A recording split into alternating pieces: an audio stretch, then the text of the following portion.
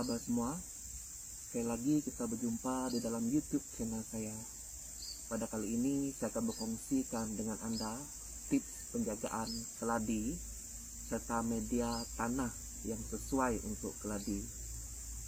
Ramai yang di luar sana sudah mula berjinak-jinak untuk mengenali serta menanam keladi. Namun ada di antara mereka banyak yang silap. Oleh itu, kepada yang baru menonton channel saya, jangan lupa like, subscribe, dan share. Yang penting jangan lupa untuk tekan tombol lonceng supaya Anda mendapat setiap perkongsian terbaru daripada saya. Saya terpanggil untuk membuat video tips penanaman keladi serta media yang sesuai untuk keladi ini karena ramai yang DM saya secara personal di dalam Facebook. Kenapa keladi saya tidak besar-besar sedangkan ianya sudah berusia 2 bulan? Apakah media tanah yang sesuai untuk keladi? Dan mereka juga menunjukkan gambar keladi mereka. Memang kesian. Ada yang bertanya, kenapa selepas seminggu keladi saya mati? Dan bermacam-macam lagi persoalannya. Kepada pemula ataupun mereka yang baru saja berjinak di dalam penanaman keladi, tips yang pertama adalah jangan gelojoh. Itu adalah semestinya. Karena ramai yang saya lihat, mereka yang baru saja menanam keladi, baru saja seminggu tanam, sudah komplain keladi tidak membesar. Actually, semua benda perlu mengenai masa. Sekiranya Anda ingin ianya cepat rimbun, mungkin adalah lebih baik sekiranya membeli sepasu yang sudah rimbun dan tidak perlu tunggu lagi. Itu untuk orang yang have. Untuk orang yang tidak have nih, so kena bersabar. Tetapi hasil yang diperolehi kelak sangat mengembirakan hati Anda karena Anda telah menjaganya sejak daripada kecil sampai ianya rimbun. Dan ada juga yang terlalu gelojoh, ingin cepatkan keladi mereka rimbun serta membesar. Mereka simpan baja, selang hari kedua letak lagi baja. Sebenarnya itu bukannya strategi yang bagus ataupun cara yang betul untuk pembesaran keladi, karena ianya boleh membunuh keladi Anda akibat daripada terlebih baja. Dan itu juga salah satu faktor yang membangkrutkan perkembangan keladi Anda. Tips yang kedua daripada saya kepada mereka yang baru berjinak di dalam penanaman keladi adalah jangan ditipu dan tertipu. Di dalam Facebook ada banyak grup keladi, ada banyak keladi yang dipost, ada banyak keladi yang dijual, ada yang murah, ada yang mahal. Kepada mereka yang baru berjinak, jangan sesekali terus membeli. Apa gunanya Anda masuk dalam grup tetapi Anda tidak bertanya? Anda boleh menyuarakan pertanyaan Anda di mana-mana grup untuk mendapat kepastian. Jadi itu adalah langkah untuk mengurangkan risiko Anda daripada ditipu. Terlalu ramai sebenarnya yang telah ditipu karena kegelojohan serta baru berjinak. Ada yang kehilangan beratus ringgit tetapi masih lagi ditipu. Jadi salah satu caranya adalah bertanya supaya Anda tidak ditipu dan tertipu. Dan tips yang ketiga dari saya adalah campuran media tanah. Itu adalah tips yang paling penting bagi mereka yang menanam keladi ataupun apa juga jenis tanaman, tidak kira bunga ataupun sayuran. Campuran media ini adalah yang paling penting untuk pembesaran tanaman Anda. Seperti Anda lihat di sini, Mickey Mouse yang saya semai sebulan yang lepas. Ini keladi mycorrhiza keladi kacukan ini yang saya semai sebulan lebih yang lepas sudah tumbuh membesar. Dan media tanah yang saya gunakan cukup simpel, cukup mudah dan senang untuk didapati. Rasanya mycorrhiza setinggi ini harganya sudah menjejak ratusan ringgit. Tapi sesemua ini sudah ditempa ataupun dimiliki. Tips campuran media ini adalah penting daripada penyemaian ubi, pemotongan ubi, serta pemindahan keladi ke dalam pasu yang lain. Bagi mereka yang bertanya kepada saya, selepas memotong ubi keladi, apakah media tanah yang sesuai digunakan untuk semaian potongan ubi keladi tersebut? Yang paling sesuai adalah tanah kosong tanpa campuran apa-apa.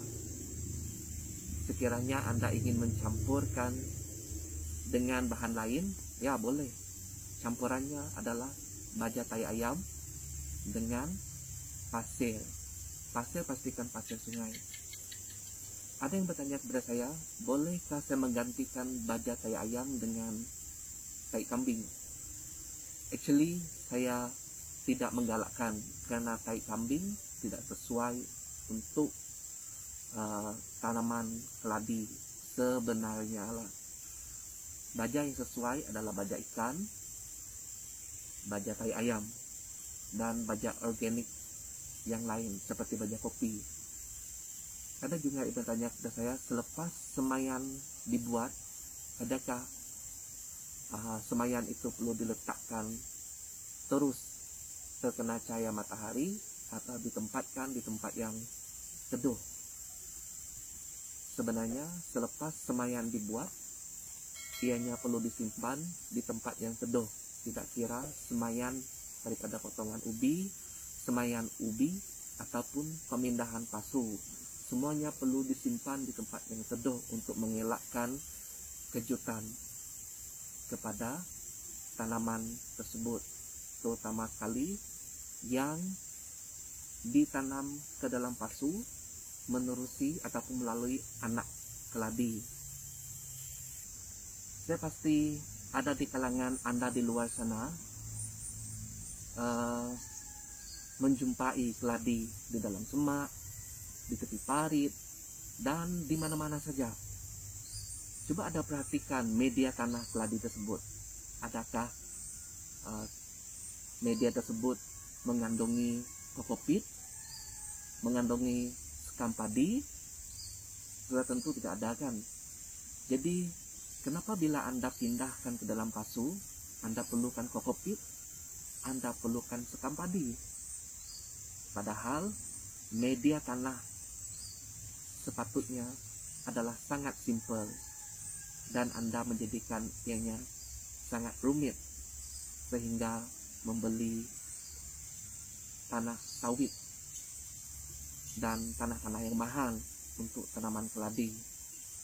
Untuk makluman semua, sepanjang saya berkecimpung di dalam penanaman keladi, saya telah membuat banyak kajian. Saya menanam menggunakan kokopit, saya tanam keladi menggunakan tanah sawit, tapi resultnya, perkembangannya sangat lambat dan ya ada yang rusak. Oleh itu saya sarankan, saya syawarkan kepada semua supaya guna alternatif yang simple untuk tanaman keladi Anda. Jangan merumitkan diri Anda dengan apa yang Anda lihat di media sosial, karena media yang sudah cukup mantap adalah campuran tanah dengan baja tai ayam. Ada yang bertanya, tanah jenis apa yang sesuai? Adakah tanah merah ataupun tanah hitam? Suka saya maklumkan, saya menggunakan tanah hitam untuk tanaman keladi. Jadi di sini kelak saya akan pindahkan anak-anak Mickey Mouse ini ke dalam pasu yang lebih besar lagi supaya pembesarannya cepat. Jadi anak-anak Mickey Mouse sebesar ini jika dipindahkan ke dalam pasu lebih besar lagi, ianya mengambil tempo dalam seminggu 2 minggu, ianya sudah tumbuh setinggi ini. Saya sering membuat rekaman di kebun karena semua semaian saya letakkan di kebun, karena suasana kebun ada kalanya redup dan tidak terkena cahaya matahari 100%. Dan sumber tanah saya juga mudah untuk didapati. Seperti yang Anda lihat di belakang, ada satu pondok pembakaran di mana saya akan membuat tanah masak di sana untuk media tanaman saya. Oke, jadi tanah di kebun ini juga cukup bagus. Nanti saya akan tunjukkan kepada Anda.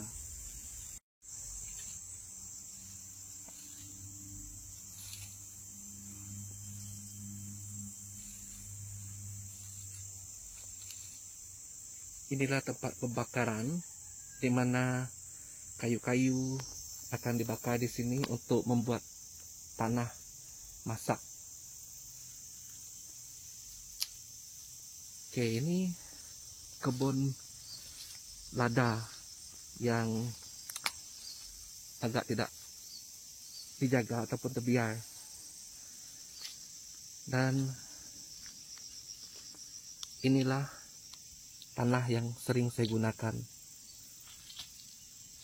Lihat.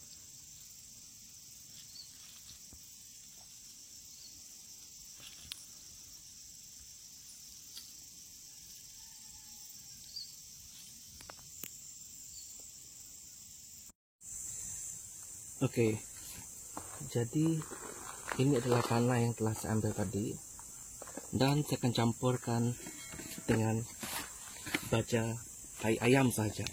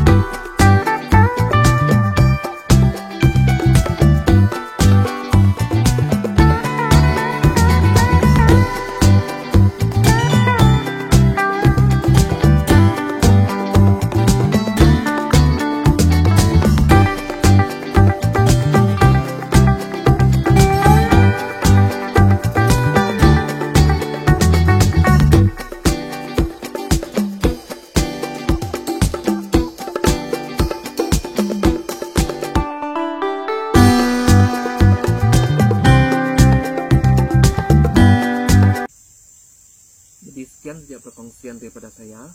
Sekiranya perkongsian ini bermanfaat serta membantu Anda dan rekan-rekan yang lain, jangan lupa like, subscribe, share, dan tekan loncengnya.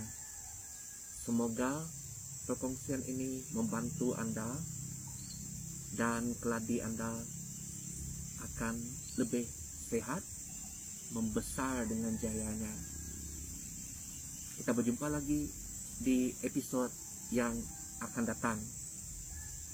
Salam daripada saya kepada semua pencinta keladi.